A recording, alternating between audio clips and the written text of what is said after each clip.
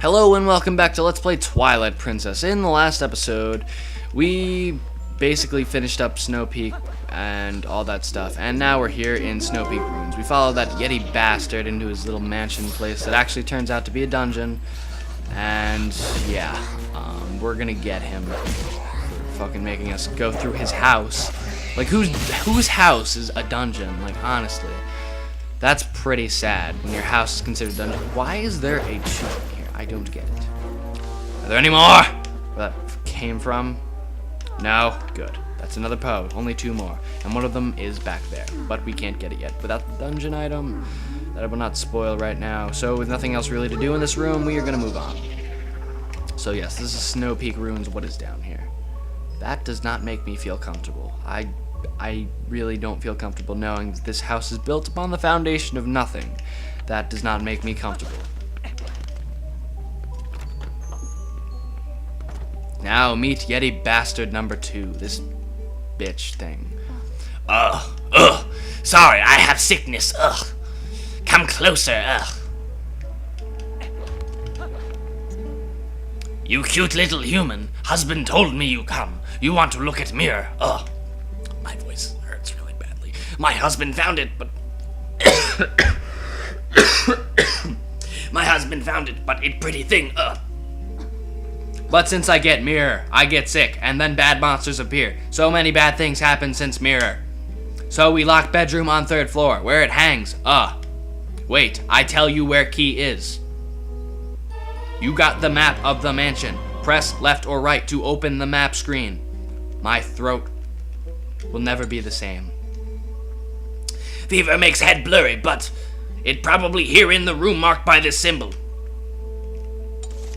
Oh god, please don't talk. Please don't talk anymore. Please stop talking. Fucking, I never knew a voice would make my throat feel so weird and tingly and itchy and coffee all at the same time. And Yeti Bastard number 1 just cooking some stew. Wife look bad, not healthy since mirror. So I make soup for her. Fish from Zora villages are most nutritious, You tired? You have some. It'd give you energy. Alright. Well, I feel like I should explain this whole Yeti Bastard concept. Where the fuck is that pot? There's a pot somewhere in here with our good friend Uku right here. So you get him pretty early on in this dungeon. In fact, you get him within 5 minutes of beginning this dungeon. So... Phew. Free at last. Gracious, you're that nice fellow who helped me out the other day. How nice to see you again. Well, now that we've found each other again, let's stick together for a bit, I'll be right with you, so if you want to warp out, just let me know. Keep that in mind, you creepy-ass chicken bastard, baby-headed thing. Blech. Blech! Black! Fucking hate that thing. Scares the shit out of me. Well, anyway, there's this stew here that this big-ass Yeti bastard's cooking for us, but we are not going to take his soup, because frankly, it tastes like shit. And it really only restores, like, what, 3 hearts right now? But, as time progresses, you bring him ingredients throughout the mansion, and he will offer you a better soup. Oh, great, block puzzles. Wonderful. I just can't wait to see how this turns out on recording. Well, this block puzzle's easy as fuck. It's easy as fuck. But, they do get harder, and I believe there's at least another 1 or 2 inside this dungeon. Inside this room, actually, because you come back here later with the dungeon item and you solve a more in-depth puzzle. But for now, this one's pretty basic to warm you up to the whole ice block slider puzzle thing. Works the same way it does in Ocarina of Time, or any real Zelda game that involved this sort of puzzle. But I'm thinking mainly the ice cavern, that one puzzle, and inside that one place within Ganon's castle. That one barrier room. So here we are outside. So we're gonna transform into a wolf. This part is probably, for me, the most confusing part of this dungeon. It's not really bad, but in a dungeon that isn't all that difficult, this is probably the thing that you could call somewhat difficult.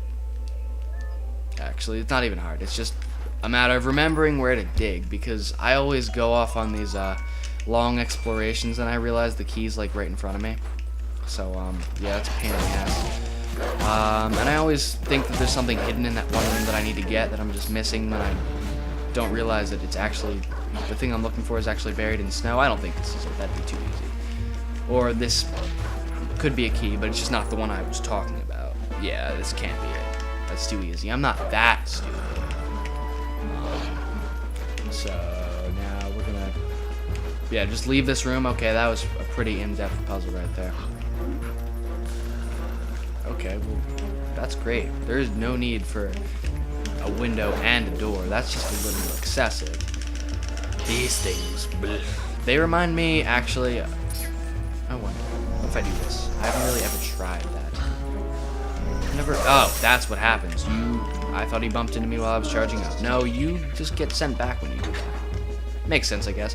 But anyway, they remind me of those enemies in Mario Brothers, not even Super Mario Brothers, just Mario Brothers, that game that's included with like half the Game Boy Advance games, half the Mario remake ones, you know what I'm talking about. Yeah, but once you get far enough, there are these like enemies that freeze the platform you're standing on, or freeze the platform they're standing on, I should say, and it makes Mario slip around, it makes everything a real pain in the ass.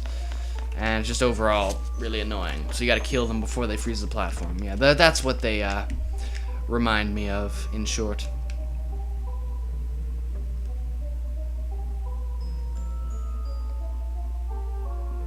So if you saw that cutscene before outside, it was showing you the quote-unquote boss door, where the mirror shard is supposedly hidden, and she marked the location to the key to that door on your map. But the thing about that is, well, I'll just wait for you to find out. Basically, this Yeti bitch has, oh, I don't know what you'd call it. Maybe amnesia. Maybe she's just senile. I don't know. Maybe she's just feeling a little under the weather. I don't really know. But she forgot the location of the key, and she instead marked the location of a pumpkin, I believe. Yes, an Ordon pumpkin. Well, I'm feeling a bit nostalgic right now. What's this? This isn't right. She got the wrong location. Want to go back and try to get her to remember where the key is? I think we'd be better off cramming this pumpkin into that lock. I don't think she'd be dumb enough to make such a stupid mistake. So here we are, back in Yeti Bastard #1's little domain thing. No, wait. And if you give him that pumpkin, on the bright side, although she does lead you to countless Yeti Bastard #2 leads you to countless false treasure chests. They do contain ingredients that you can give to this Yeti Bastard, and he will cook you some nice stew, and it will improve the overall quality of the stew and make it recover more health for Link. So that is definitely helpful. It's rare to find a dungeon that actually has such a great healing opportunity inside of it. And it got upgraded to good soup, and it will recover 4 hearts, which is not a very big upgrade from 3, unless it was 2 before. I don't really know. I didn't bother drinking that, because it was kind of pointless. And now go back to this bitch and report your, her failure, I should say. What? Pumpkin, but why there? No good. Where I leave it? Maybe in that room. Go to room marked by symbol. Check room I marked on map.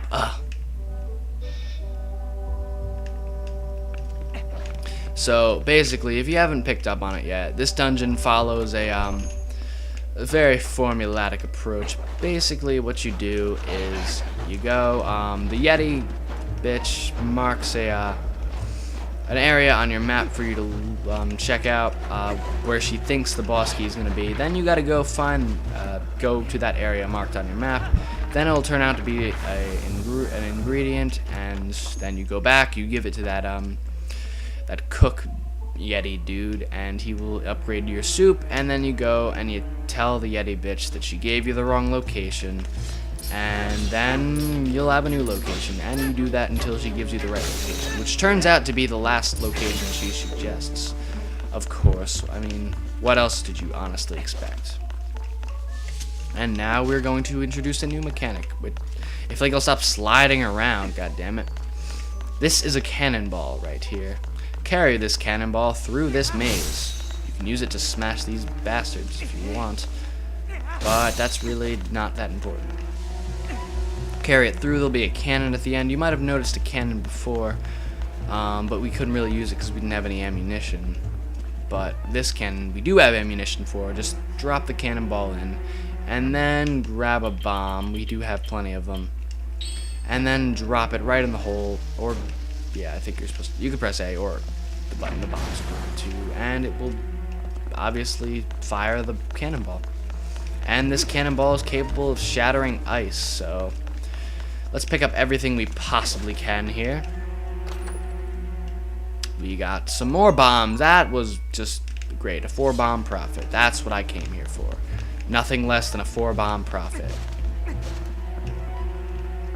So, oh fuck, we gotta pick up our cannonball, and we gotta do that for every single area. I shouldn't have forgotten to grab this.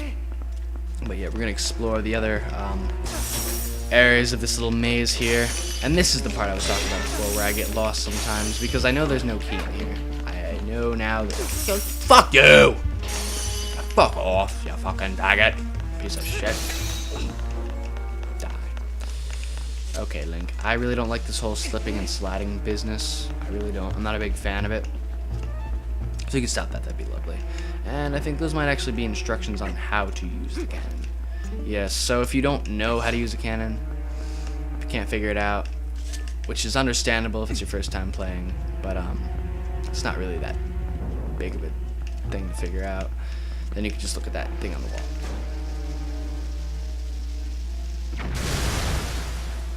Now this is the primary purpose of the cannon in this room. Destroy these walls, which will let you get to this room, which contains the compass, if I'm not mistaken. Probably the compass. But this room, again, built on the foundation of nothing, or it just extends into an abyss. The other one, oh, hi, ice keys, I hate you. I hate your kind. At least the hookshot actually kills enemies in this game. Yeah, we're gonna do that. Just to knock these guys out of our paths. And can I reach that guy? Apparently I can. I'm impressed by the claw shot's length. It's far superior to the hookshot in Ocarina of Time and Wind Waker, and I guess Majora's Mask, but not the long shot. The long shot, well, actually I don't even know if how the hookshot is in Majora's Mask, because I don't really have anything to compare it to. You got a red rupee. I don't know if it's as long as the long shot in Ocarina of Time, or they just decided to scrap the whole long shot idea.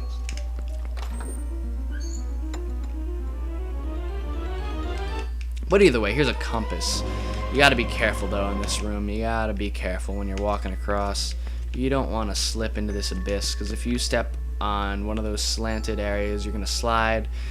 And if you're not careful, you could slide right into this abyss below.